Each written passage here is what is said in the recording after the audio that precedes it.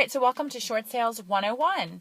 I was thinking that I wanted to convey this information to you guys, and we might not all be together for a while, so you can watch it at your leisure. So I thought I would just start rambling on about my knowledge of short sales. And forgive me for my rambles, you know how I get. So I wanted to start at the very beginning. So your client's interested in a potential short sale. Here is what you need to find out first. Number one, call the realtor, find out if they've ever done short sales before, how experienced they are in short sales, and number two, if they have a title company on call to help with the negotiations. Also then do some research into that title company to see who it is and find out some tips that they might have to offer. Number three, you need to find out how many loans are on the property. Do they have one loan, one deed of trust, or do they have multiple ones? How many banks are we going to have to work with to get the deal done? So that's some research you can do even before you show the property so that you can give your buyers a heads up before they walk in so they can start setting the tone. They don't completely fall in love with this property and then find out all of this information and get disappointed. So you're going to be able to know a lot up front by those three questions before you even show the house. After you show the house and they're interested, then certainly, of course, do your normal market research and that sort. But short sales really should be at a price below market value, significantly, in fact.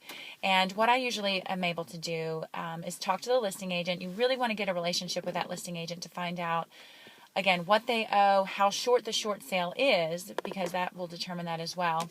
Also find out from the listing agent if they've already had contact with the bank and what feedback they're getting. Sometimes banks preset prices for the short sales. Oftentimes they do not. Most times they do not. I've had that happen one or two times in my listings where the bank has actually told us the list price. So the other thing is also to find out if the sellers are current. So we need to find out if the sellers are current on their payment. I've only had one short sale approved when the sellers were current, unfortunately, and they had to bring about 20 grand to the table. So it's, in my experience, unlikely for a bank to work with the sellers on the short sale if they're getting their money. If they're getting their bills paid, even if they're delayed, if they keep catching up, the bank really has no incentive to work with them. But of course, as realtors, we can't tell people not to make payments.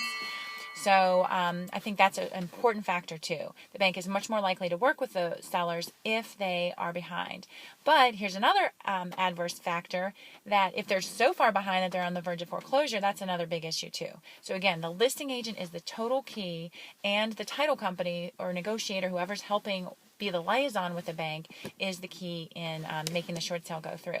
So I would encourage any contract to specify that there needs to be a negotiator involved, a title company, etc. Service Title, Kelly Walraven over here in Front Royal is a fantastic person. She has helped me with a million short sales and really a great liaison. It's very important that there's somebody at their computer 24/7 that can respond to the bank, because when the bank gets to your file, they request some information, they want to have it right then and there, they're going to move on to someone else.